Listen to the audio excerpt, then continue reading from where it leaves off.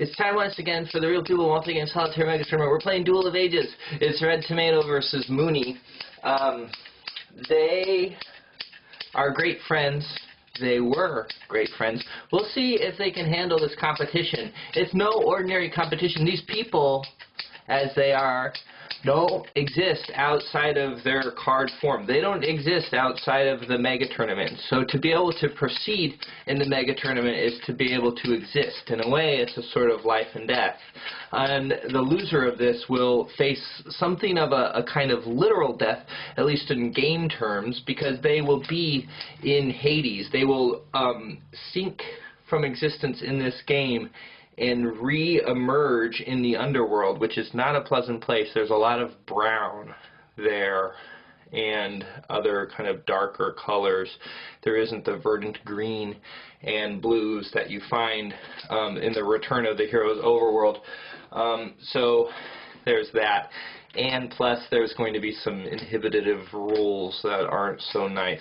So there's a lot at stake in this game, and it's happening fast. It feels like I don't know if it's just the way the draw has turned out or what, but these new adventure keys that I got from the website from the base fisherman seem to be making the game kind of heat up quickly.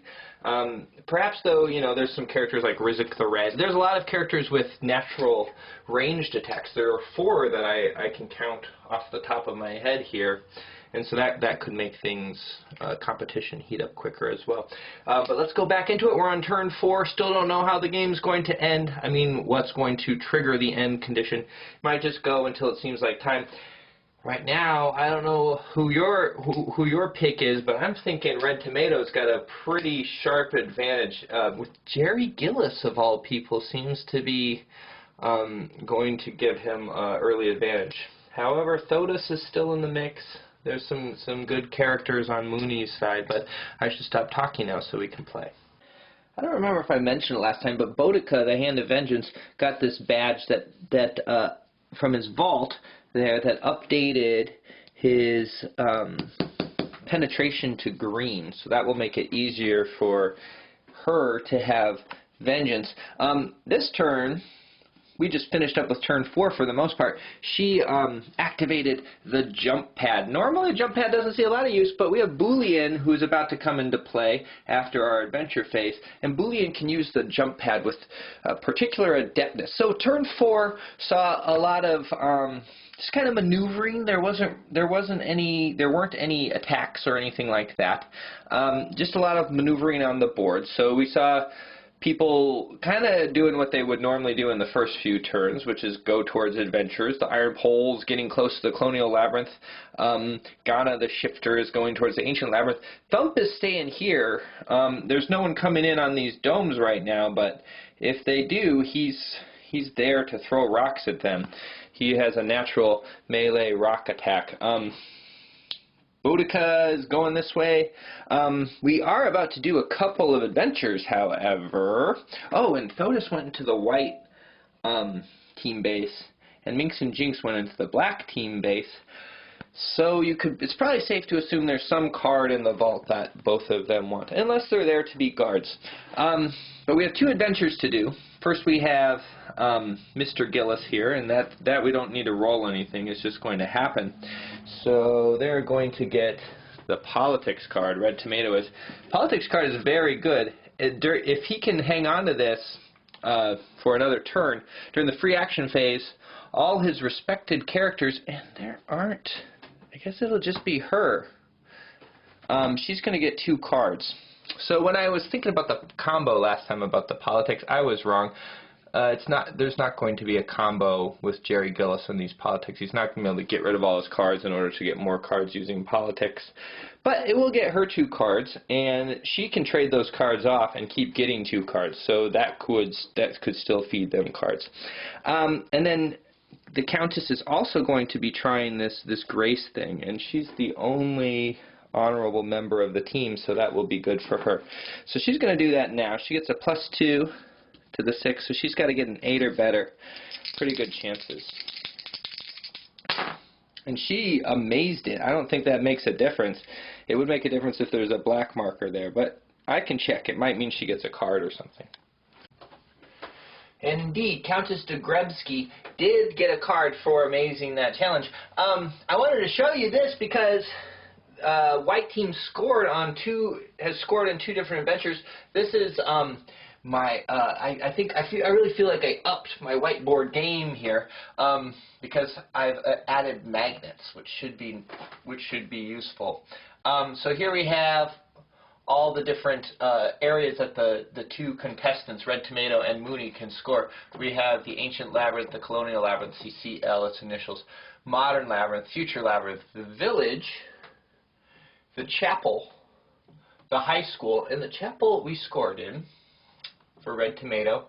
The High School, the Council, and the Council was scored in for Red Tomato. The Camp and the most characters. So right now Red Tomato is winning. If the game were to end immediately, Red Tomato would win, but it's a pretty tenuous lead. So it looks like, you know, Mooney is going to be scoring in the Colonial and the Ancient Labyrinth pretty soon here, and he'll get some cards with that. So that should switch things around. And on the board also, seems like Mooney has the area control game now. His one kind of area where he's weak, I think, is the Southlands, which seem to have a lot of things to be had. He doesn't have any presence there, so Red Tomato's just been kind of waltzing in. But if he can seal that off as well, he should have pretty good control of the game. We're sitting on the end of turn 5, and Red Tomato got impatient. He had 3 characters in this dome key, all kind of pinned by Rizik with Rizik's Flame Burst. He decided to bring them out now, and Rizik has a couple opportunity fire opportunities. He can't shoot all 3 of them because his op fire for his Flame Burst is only 2. So he's going to shoot at the 2 easiest targets, Milena Erabato and Dingo Jake. So first he's going to shoot at Milena. He needs a 6 or better because he's shooting through some woods. And he got a 9, so he missed. Now he's going to shoot at Dingo Jake. Once again, he needs a 6 or better. And he got a 2. That's an amazing hit. So the penetration on this is going to be yellow versus Dingo Jake's red. That's a rather easy penetration. Let me look at my chart. I don't remember what that would be. Boop. Yellow against red. 10 or better. So he could get an imprisoned Dingo Jake, which would be quite the coup for Red Tomato. And that's a 9. That's not an imprisonment, but that won't do any damage either. All right, we're starting out turn 6, and it's Mooney's turn. Thotis, during the free action phase, was sitting on the vault, so he took a card, and this is also a free action, so I believe you can do multiple free actions. They're all free. He's going to use this Cunning Cube. What the Cunning Cube does is anyone on his team who is just as witty or less witty than he is gets a card. Anyone on the other team who is just as witty or more witty also gets a card. So the only person who is just as witty on Red Tomato's team is Boolean. Boolean will get a card, and then every single person on Mooney's turn will get a card. So I'm going to just draw those. I don't really shuffle the deck because it takes too long between plays. Sometimes I kind of mix it up, but to get a good random shuffle would take me some time, and I just want to play. So I have to put the camera down because I take cards from different places to kind of sort of simulate a well-shuffled deck. Alright, I'm going to have these cards turned up for just a moment so you can see the results of that Cunning Cube. Boolean got this nice horse up to speed to 8, which is great because the speed is normally 6, 8 is faster. Rizik the Red kind of got, pellet rifle's not too useful. It's just a shorter range version of his Flame Burst, so that's not going to be any help to him at all. Ghana also got a ranged weapon and got that short bow. That's not the best one for Ghana. He's going to need to trade that away. If you notice, he cannot shoot a bow for beans. Thump, on the other hand, got a great weapon for him, except that he is not smart enough to use it. So he is also going to have to trade it away. 3 duds right in a row. Now, the Iron Pole got this hunting vest. If he can, he's a decent adventurer. Not the best, but a decent adventurer. So he could use that to pick up some cards.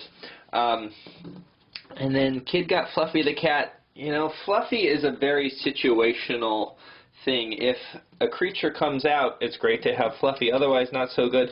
Armor is always nice for Ryan, and he is strong enough and smart enough to use it. This Halberd is also going to need to be traded that Thodas got. Thodas doesn't have the muscles and is not a melee character, if you couldn't guess.